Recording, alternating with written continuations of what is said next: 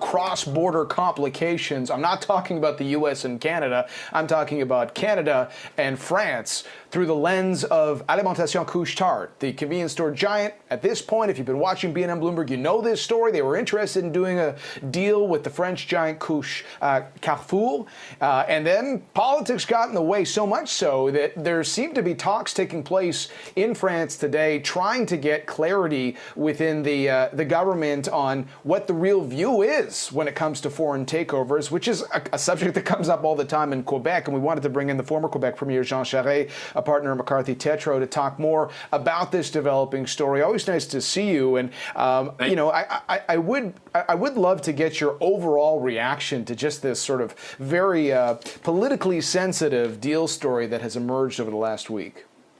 Well, Couche-Tard is a very well-respected, very well-run company that has been on a buying spree for a number of years, has done very well in their specific sector. And this deal surprised a number of us because Carrefour is the biggest food chain in France, maybe second biggest after Leclerc.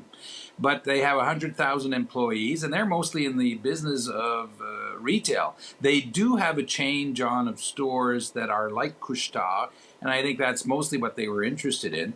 Now, frankly, the surprise is the timing of this deal. It is not surprising that the French government would want to say and whether this deal would go forward. That's the way the French operate. And this is very much an economy that where the government has its fingers in a lot of these major decisions. But the presidential election campaign's a year and a half out. And in the context of a pandemic and whether or not they're able to control their economy, it isn't surprising that the government of France would say, well, you know, before we allow a foreign interest to buy one of our biggest food chains, we don't think the timing is right.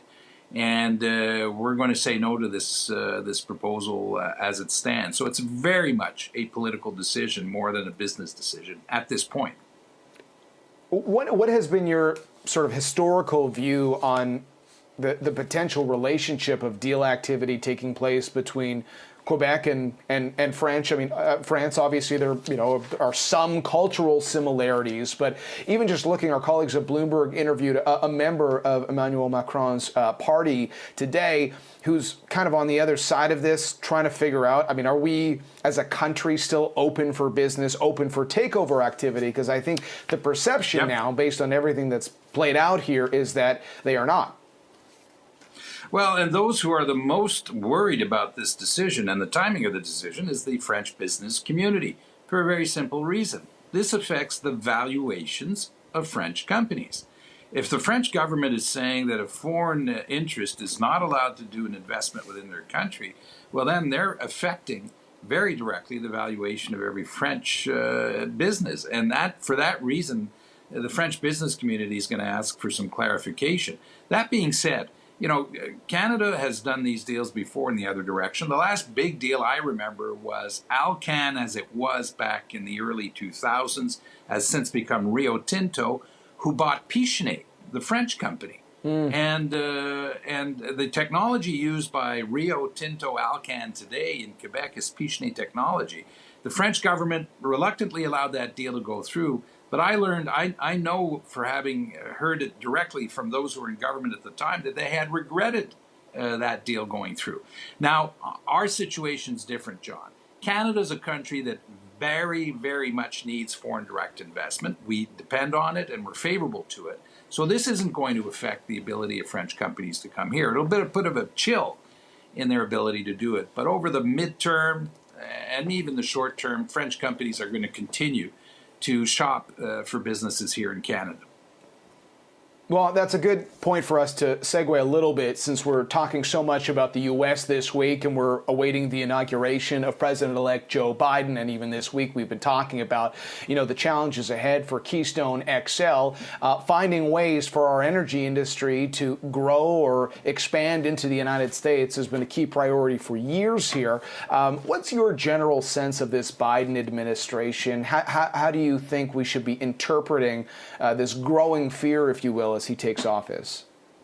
It'll be interesting because Biden, by all accounts, is friendly to Canada, likes Canada, did an official visit just before leaving office. Mr. Trudeau's government had invited him for an official visit, and all of that was very successful.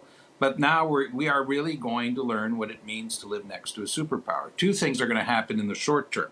The Biden administration wants to build momentum by having 10 straight days of executive orders, what we call in Canada decrees by the government on different subjects. Two of them will affect Canada. He's going to just withdraw the presidential permit for Keystone, which brings an end to Keystone, which the Obama administration, of which he was a part of, had already done. And that notwithstanding the fact that it's a good project for both countries. The other one is Buy America, John. In the very short term, according to the memo that was leaked to the New York Times, they're announcing that they're going to go ahead with some executive orders to implement Buy America rules that are going to affect Canada. So even if we are close neighbors, friends, all of that is true, there are limits to that friendship, and in the next 10 days, I guess we're going to be testing that limit as they go ahead with what they think is right for the United States. And given that, before I let you go, I mean, what would be your advice to Ottawa? What should our approach be, given what could be lying ahead for us? We need to blitz, John, and what I mean by that is reiterate what we did around NAFTA when we negotiated with Trump. Every hand on deck. Provincial premiers, mayors, business associations. We have to aggressively, in the first months of the Biden administration, reach out to the newly elected people who are named and all of those who influence their decisions to make sure that they are doing the right decision for themselves and taking a North American approach as opposed to a strictly United States approach, which would be in everyone's interest on energy, on procurement, on agri-food, on security.